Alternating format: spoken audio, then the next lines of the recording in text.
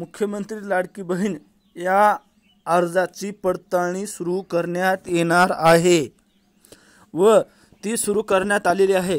महिला व बाल विकास मंत्री आपली आदिती तटकरे यांनी सांगितलं आहे की त्यांना तक्रारी मिळालेल्या आहेत। त्या तक्रारीनुसार अनेक महिला चुकीच्या पद्धतीने लाभ घेत आहेत। आता आपल्या राज्य शासनाने महत्त्वाकांक्षी योजना आणलेली आहे महायुती सरकारने। ती योजना चुकीच्या पद्धतीने जे महिला लाभ घेत आहेत अशा महिलांचे नाव या लाईव्ह यादीतून कमी होणार आहे व ते अपात्र यादीमध्ये जाणार आहेत। 100% जाणार आहेत, अपात्र यादीमध्ये जाणार आहेत असं आपल्या महिला व बाल विकास मंत्री आदिती तटकरे यांनी सांगितलेलं आहे।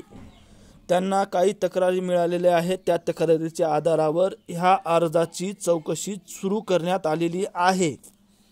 अर्जाची चौकशी सुरू करण्यात आलेली आहे। महिलांनी लक्षपूर्वक बघा।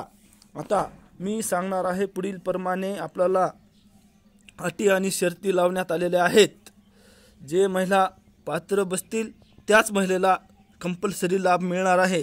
नाहीतर वर्धा, यवतमाळ, नांदेड या जिल्ह्यातून आदिती तटकरे यांना काही तक्रारी गेलेल्या आहेत। त्याच्यासाठी आता अर्जाची चौकशी सुरू करण्यात येणार आहे।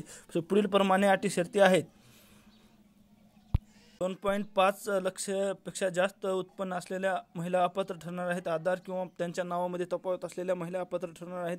ज्या महिलांच्या घरी 4 चाकी वाहन आहे ते महिला अपात्र ठरणार आहेत ट्रॅक्टर वगळून।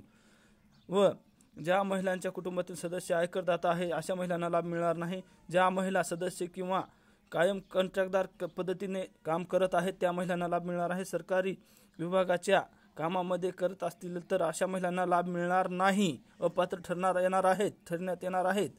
100% अपात्र ठरण्यात येणार आहेत। लाडक्या बहिणींसाठी आदिती तटकरे आपली महिला व बाल विकास मंत्री यांनी सांगितलेलं आहे।